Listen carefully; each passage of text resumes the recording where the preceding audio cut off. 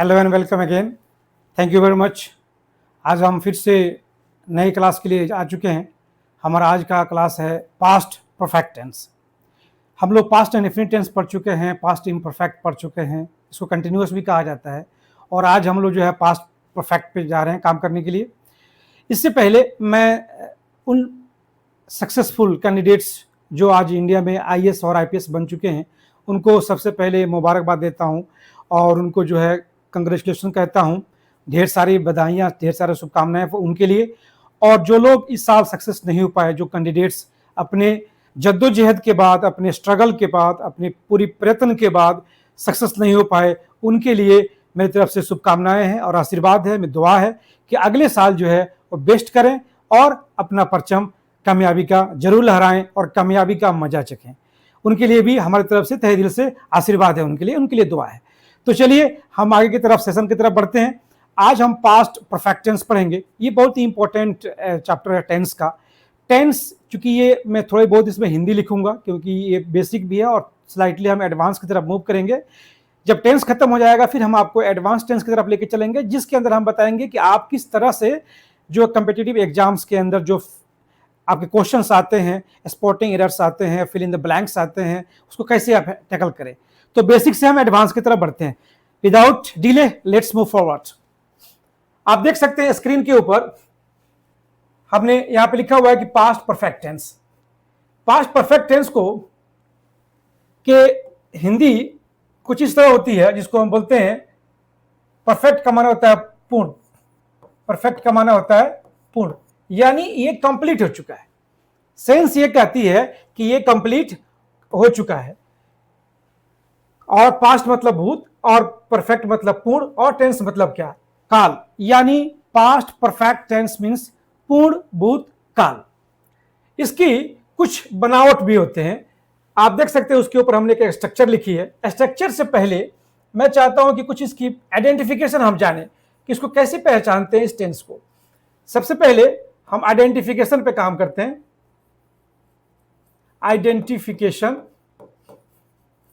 ये आइडेंटिफिकेशन मतलब क्या होता है, इसकी को बोलते हैं हिंदी में पहचान। कैसे पहचानेंगे कि ये पास्ट परफेक्ट टेंस का पास्ट परफेक्ट टेंस है। इसके दो पहचानने के रूल हैं। सबसे पहले इसको अगर हम हिंदी में देखते हैं तो ये लिखा होगा चुका था,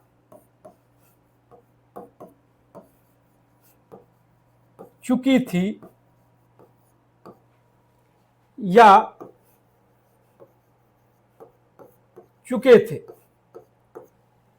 ये सब ये वर्ड्स जो है ना सेंटेंस के आखिर में, यानी हिंदी सेंटेंस के आखिर में आपको ये वर्ड्स दिखाई देंगे। इसके अलावा दी थी,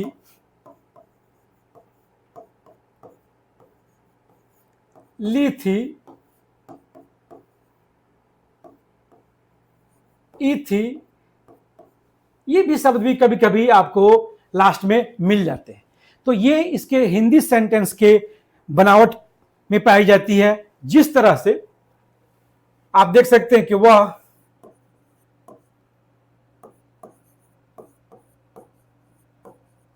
दिल्ली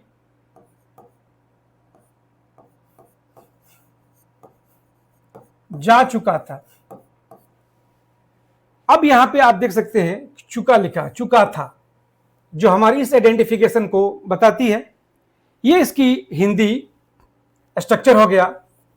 लेकिन इसकी इंग्लिश जब हम अगर हमारे सामने हिंदी ना आकर के इंग्लिश सेंटेंस आती है तो कैसे पहचानेंगे। उसके साथ ये हैड आप देख रहे हैं, ये हैड होगा और वी का वर्ब का तीसरा फॉर्म होगा। ये हैड हेल्पिंग वर्ब होगा और वर्ब का तीसरा फॉर्म होगा। ये इसकी दूसरी पहचान है।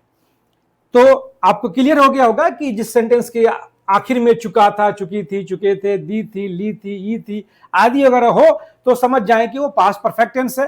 और अगर इंग्लिश के स्ट्रक्चर के हिसाब से बात करें तो आपके सामने ये सेंटेंस एक लिखा हुआ है, he had played the match yesterday. उसने कल मैच खेला था। तो यहां पे ये इसकी हेल्पिंग वर्ब हो जाएगी और ये इसका मेन वर्ब हो जाएगा जो V3 में होगा। यानी हैड के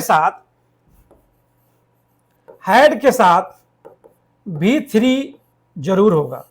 समझ जाइएगा कि ये पास्ट परफेक्ट टेंस है। तो मुझे उम्मीद है कि इसकी आइडेंटिफिकेशन आपको समझ में आ गई होगी। अब हम इस सेंटेंस के स्ट्रक्चर पे काम करते हैं। अब ये आप देख सकते हैं, ये स्ट्रक्चर यहां पे लिखा हुआ है, सब्जेक्ट है प्लस हैड है, V3 है, ऑब्जेक्ट है। ये इसके स्ट्रक्चर होते हैं। क्या होते हैं? स्ट्रक्चर होते हैं। अब ये स्ट्रक्चर, अब इसको हम ये सेंटेंस को इस पे हम बैठाते हैं। सबसे पहले यहां पे लिखा हुआ है सब्जेक्ट, तो क्या ही सब्जेक्ट है? बिल्कुल है। ये क्या है? ही जो है सब्जेक्ट है। अब यहां पे लिखा हुआ हैड। हैड क्या है? हैड एक हेल्पिंग वर्ब है। ये क्या है? ये एक हेल्पिंग वर्ब है। ये अब यहां पे आप देख सकते हैं कि हैड लिखा हुआ है, ये आपका हेल्पिंग वर्ब हो गया। उसके बाद से आप यहां देख सकते हैं प्ले है। प्ले में ईडी जोड़ा गया है, यानी ये प्लेड हो गया। ये V2 भी होता है और V3 भी होता है। अगर हैड के बाद प्लेड हो तो समझिएगा कि ये परफेक्ट टेंस है, पास्ट परफेक्ट टेंस है। लेकिन अगर यहां पे सिर्फ प्लेड हो और हैड ना हो तो समझिएगा कि पास्ट इंडेफिनिट टेंस है। क्लियर? यस। आगे बढ़ते हैं फिर। अब यहां से लेकर के और यहां तक, यानी ये V3 हो गया आपका, और यहां से यहां तक ऑब्जेक्ट हो गया। क्या यह स्ट्रक्चर इस स्ट्रक्चर से मैच खाती है? बिल्कुल खाती है। आपका ये पास्ट परफेक्ट टेंस का ये स्ट्रक्चर कंप्लीट हो गया। चलिए एक और सेंटेंस को हम लेते हैं एग्जांपल ग्रुप में।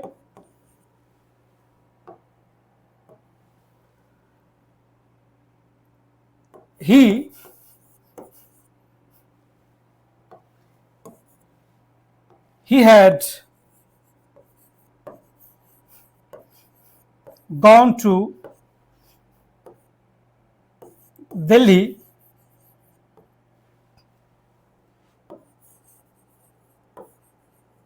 yesterday, यानी वो कल दिल्ली गया था। हालांकि ये सेंटेंस उतनी अच्छी नहीं है, लेकिन हम सिर्फ इतना ही लिख सकते हैं तो ज्यादा बेहतर हो। ही ज्यादा बेहतर होगा। He had gone to Delhi, वह दिल्ली जा चुका था। वह दिल्ली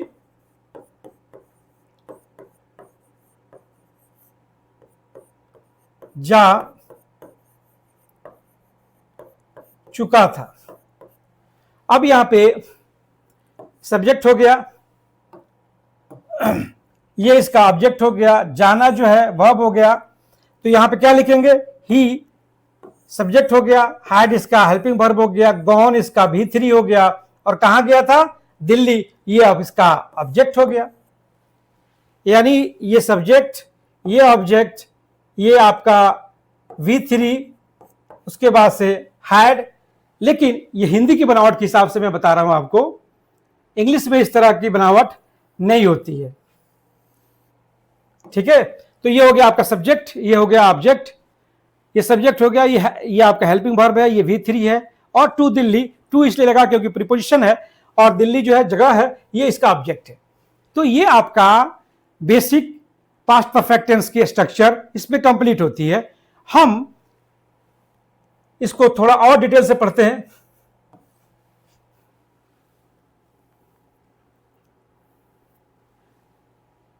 डिटेल से ये है कि ये आप सेंटेंस देख रहे हैं, ये सेंटेंस, इसको हम बोलते हैं, इसका 3 नाम होगा। इसको हम डिक्लेरेटिव भी बोलते हैं, यह ऑलरेडी हम इसको पढ़ाते आए हैं आपको। उसके बाद से इसको पॉजिटिव भी बोलते हैं, पॉजिटिव स्टेटमेंट बोलते हैं इसको, पॉजिटिव स्टेटमेंट भी है, और ये असर्टिव भी है। क्या है? ये असर्टिव भी है, असर्टिव सेंटेंस भी है। यानी ये तीनों है। कभी कभार इसका निगेटिव, इसका जब हम निगेटिव बनाते हैं तो उसकी कुछ रूल्स अलग हैं। इससे पहले मैं आपको बता दूं, आई, वी, यू,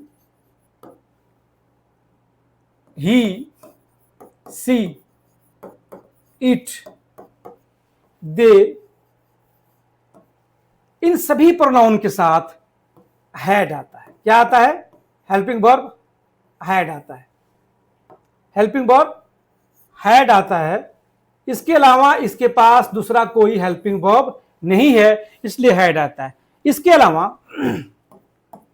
कोई भी नाउन हो, नाउन आप उसके डेफिनेशन जानते हैं आप, कि कोई व्यक्ति, कोई वस्तु, कोई स्थान, कोई जगह के नाम को नाउन कहते हैं। जैसे यहां पे रोहित हो गया, सोहन हो गया, आमिर हो गया, लीला हो गई, या कोई शहर का नाम सपोज करें आप दिल्ली ले लें, या किसी वस्तु का नाम आप बुक ले लें। इन सब के साथ भी क्या लगता है? हैड ही लगता है। यहां भी हैड लगा है और इसके साथ भी हैड ही लगेगा। यानी इसके पास सिर्फ एक ही हेल्पिंग वर्ब है पूरे जो है प्रोनाउन और पूरे नाउन्स के साथ लगने के लिए। सिर्फ इसके पास एक ही हेल्पिंग वर्ब हैड है। और दूसरी इसकी पहचान है कि वर्ब के साथ इसको V3 हो जाएगा। क्लियर? मुझे लगता है ये क्लियर हो गया होगा। अब हम यानी I, we, you, he, she, it, they, इन सब के साथ हैड हेल्पिंग वर्ब लगेगा। नाउन, कोई भी नाउन हो, रोहित हो, सोहन हो, आमिर हो, लीला हो, दिल्ली हो, या कोई बुक हो, इन सब के साथ भी हैड ही लगेगा। क्लियर? अब हम थोड़ा सा आपको इसके बारे में बताते हैं, जो मैंने कहा कि ये कौन सा सेंटेंस है। देखिए, सेंटेंस किसे कहते हैं? सेंटेंस के लिए आपके पास एक सब्जेक्ट और एक वर्ब का होना जरूरी है, तब जाकर के मिनिमम आपका सेंटेंस कंप्लीट होगा, जो एक कंप्लीट सेंस देता है, एक कंप्लीट मैसेज देता है, मीनिंग देता है, मीनिंगफुल होती है। तो आप देख सकते हैं, he had played the match study, उसने कल मैच खेला था। अब ये कंप्लीट एक सेंटेंस है। इस सेंटेंस को अगर हम नेगेटिव बनाते हैं तो कैसे बनाएंगे? क्योंकि ये किस चीज में है, यहां पे देखिए, डिक्लेरेटिव सेंटेंस, पॉजिटिव और असर्टिव की दो ही पहचान होती है। सबसे पहला लेटर कैपिटल होगा और लास्ट में फुल स्टॉप होगा। समझ जाइएगा कि ये डिक्लेरेटिव सेंटेंस है, पॉजिटिव सेंटेंस है, असर्टिव सेंटेंस है। तीनों में से तीनों इसके नाम हैं, लेकिन तीनों में से कोई एक आप नाम ले सकते हैं। तो समझिएगा कि ये पॉजिटिव और डिक्लेरेटिव सेंटेंस है। जब इसका हम नेगेटिव बनाते हैं तो क्या करते हैं? सिर्फ इसमें सब्जेक्ट के बाद, ये सब्जेक्ट हो गया यानी ही हो गया, ही के साथ फिर हैड लग जाएगा और इसके साथ नॉट लगा देंगे, और उसके बाद से क्या है? प्लेड का प्लेड हो जाएगा, और द मैच का मैच लिख देंगे हम। कब खेला था उसने? यस्टरडे। इसको यस्टरडे नहीं बोलते हैं, स्टरडे बोलते हैं, स्टरडे। क्लियर? तो उसने कल मैच खेला। अब आप देखें यहां पे ये जो नॉट है, ठीक पहले की तरह, टेंसों की तरह इन दोनों के बीच में आया हुआ है। यानी ये मेन वर्ब है और ये हेल्पिंग वर्ब है, इसके बीच में ही ये आएगा। क्लियर? तो अब ये कौन सा सेंटेंस हो गया? इसको बोलते हैं हम नेगेटिव। क्या बोलते हैं? नेगेटिव। ये नेगेटिव सेंटेंस हो गया। क्लियर? अब हम बढ़ते हैं इसके इंट्रोगेटिव सेंटेंस की तरफ।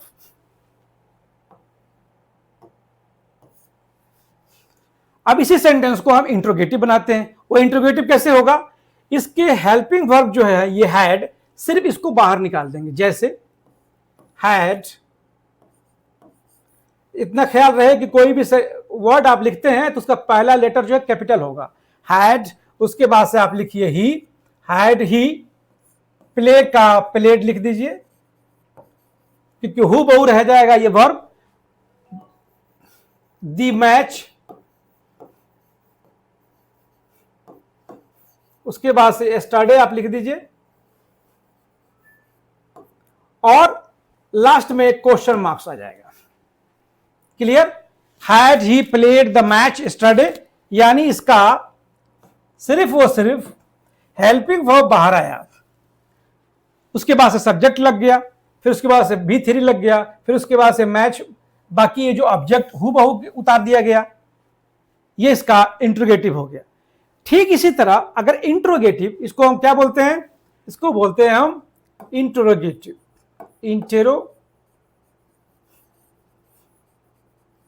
Interrogative sentence. और जितने भी टेंस है सबका इंट्रोगेटिव होता है, तो मैं एक एक करके साथ साथ लेके चलता हूं ताकि आपके लिए इजी होता जाए। आगे फिर बढ़ते हैं हम, इसका नेगेटिव देखते हैं। अब यहां पे हमने लिख दिया हैड, फिर लिख दिया हमने ही, क्योंकि ये देखिए हेल्पिंग वर्ब हमेशा सब्जेक्ट के साथ ही चलती है, ये अलग नहीं रह सकती, इसके साथ ही चलती है। हमने सिर्फ हेल्पिंग वर्ब हैड बाहर निकाल दिया, ही लिख दिया। उसके बाद से आपने देखा था ये वर्ब है, अब ये वर्ब के पहले हम नॉट लगाएंगे, नॉट प्लेड। जैसे मैंने पहले वाली क्लास में भी बताया था कि ये वर्ब है और नॉट जो है एडवर्ब है, तो हमेशा एडवर्ब जो है ना किसके लिए काम करता है, वर्ब के लिए काम करता है। ये इसका बॉडीगार्ड है, इसके साथ साथ घूमेगा ये, ठीक है। Had he not played the match study,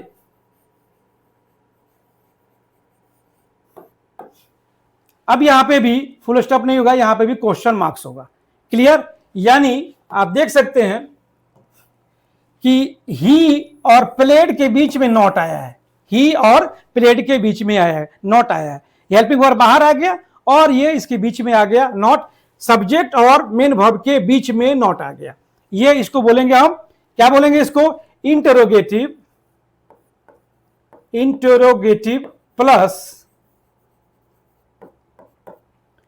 negative. ये दो हो गया, यानी ये दोनों सेंटेंस है, नेगेटिव, इंट्रोगेटिव प्लस नेगेटिव, ये दोनों सेंटेंस इसको बोलते हैं इंट्रोगेटिव प्लस नेगेटिव। क्योंकि इंट्रोगेटिव हैड निकल गया तो पहले हेल्पिंग वर्ब तो इंट्रोगेटिव हो गया, नॉट लग गया तो नेगेटिव हो गया। ये हो गया आपके पास्ट परफेक्ट टेंस का एक बेसिक स्ट्रक्चर। क्लियर? अब हम आते हैं इसमें, कभी कभी हम थोड़ा सा आगे बढ़ेंगे, इसमें कभी कभी आपको दो सेंटेंस एक साथ लिखे हुए मिलेंगे। चलिए अब उस पर भी थोड़ा प्रैक्टिस करते हैं कि वो क्या है।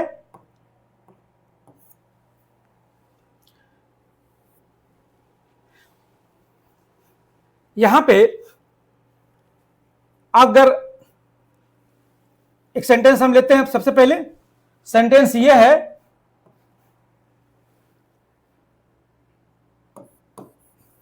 द पेशेंट, बहुत फेमस सेंटेंस है ये, the patient had died before the doctor केम। अब आप देख सकते हैं कि इसके अंदर, इसमें दो सेंटेंस है। मैंने बताया था कि सेंटेंस के लिए दो चीज चाहिए, क्या चाहिए, सब्जेक्ट और वर्ब होगा, आपको एक, उसको आप एक सेंटेंस कह सकते हैं। आप यहां पे भी देख सकते हैं, पेशेंट क्या है, सब्जेक्ट है, हैड क्या है, हेल्पिंग वर्ब है, और डाइड क्या है, ये मेन वर्ब है। तो ये एक सेंटेंस होगा कि नहीं हुआ, बिल्कुल हुआ। इसको बिफोर एक कंजंक्शन जोड़ती है और उसके बाद से फिर एक सेंटेंस चालू होता है, डॉक्टर, डॉक्टर क्या है, ये सब्जेक्ट है, केम क्या है, ये V2 है। यानी इस फॉर्मूले पे बैठ गया कि नहीं बैठ गया, ये भी बैठ गया। यानी हमारे पास दो सेंटेंस हैं, इस पूरे, इसको क्लॉज कहेंगे, ठीक है, इस पूरी क्लॉज में दो सेंटेंस है, ठीक है। अब हम पहला जो सेंटेंस है इसको बोलते हैं, इस सेंटेंस नंबर 1 हो गया और इस सेंटेंस नंबर 2 हो गया। लेकिन इसको एक और नाम दे सकते हैं, नाम ये देंगे, इसको बोलेंगे एक्शन नंबर 1। क्या बोलेंगे, इसको बोलेंगे एक्शन नंबर 1, इसको बोलेंगे एक्शन नंबर 2। अभी एक्शन नंबर 1 और एक्शन नंबर 2 क्या मैं लिख रहा हूं, मैं ये बताना चाह रहा हूं, इसमें दो एक्शन हो रहे हैं, दो काम हो रहे हैं। वर्ब का काम होता है एक्शन करना, इसमें दो काम हो रहे हैं। पेशेंट पहले मर जा रहा है, पेशेंट पहले ही मर गया, उसके बाद डॉक्टर आया, यानी डॉक्टर के आने से पहले ही मरीज या पेशेंट मर चुका था। तो एक्शन नंबर 1 पहले हो गया, बाद में एक्शन नंबर 2 होगा। यानी डॉक्टर आया लेकिन उसके पहले जब उसने पल्स चेक किया तो मरीज तो पहले जा चुका था, patient is no more, patient जा चुका था, तो एक्शन नंबर 1 पहले हुआ और एक्शन नंबर 2 बाद में हुआ। इस तरह के सेंटेंस पास्ट परफेक्ट टेंस में यूजुअली आते हैं। पहला स्ट्रक्चर था, ये दूसरा इसका स्ट्रक्चर है। इस तरह के सेंटेंस हमेशा आते रहते हैं पास्ट परफेक्ट टेंस में। एक और एग्जांपल ले सकते हैं। दूसरा एग्जांपल आप लें। एग्जांपल ये कहता है the thieves had fled away before the police came. Police came there.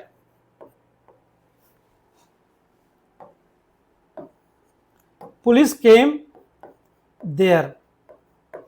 यानी इस सेंटेंस का मतलब है कि चोर पहले ही भाग चुके थे जब वहां पुलिस आई, यानी पुलिस के आने से पहले चोर भाग चुके थे। ये दोनों सेंटेंस बड़ा कॉमन है, हमेशा यूज होता रहता है, इसलिए मैं इसी पे प्रैक्टिस पे आपको समझा रहा हूं। My purpose is to tell you to how to make this sentence, मेरा पर्पस ये है। तो आप देख सकते हैं यहां पे ये इसका सब्जेक्ट है, ये इसका हेल्पिंग वर्ब है, ये इसका मेन वर्ब है।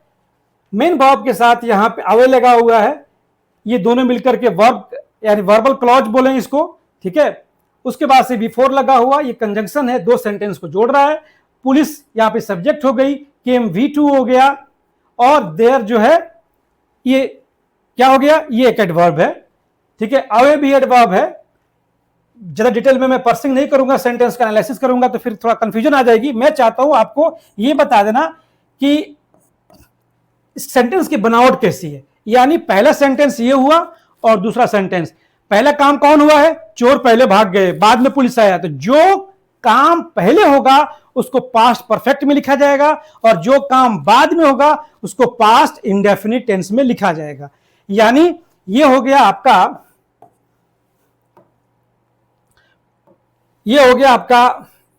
पास्ट परफेक्ट टेंस, और ये हो गया आपका यहां से लेकर के और यहां तक पास्ट सिंपल कह सकते हैं इसको समझने के लिए, या इसको इंडेफिनिट भी कहते हैं।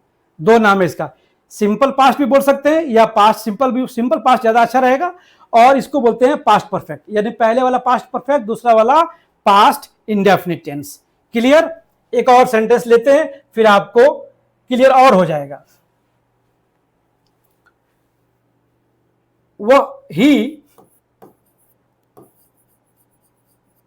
came to see her,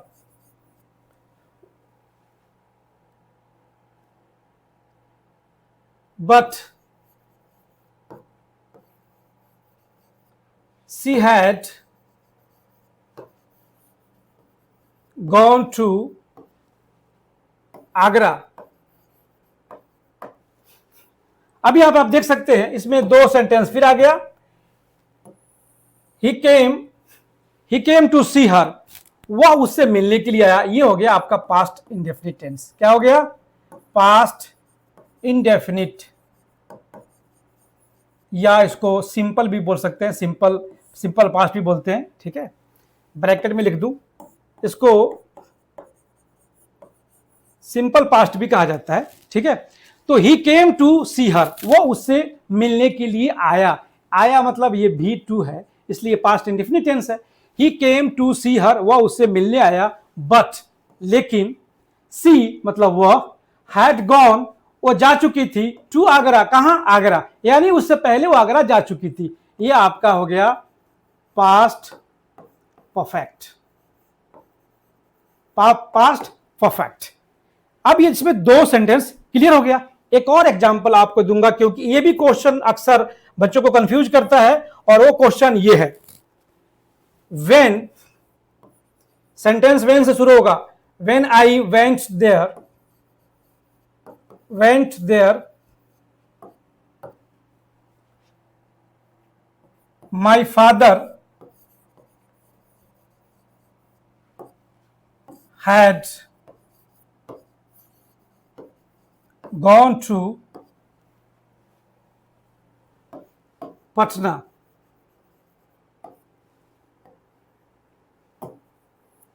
my father had gone to Patna.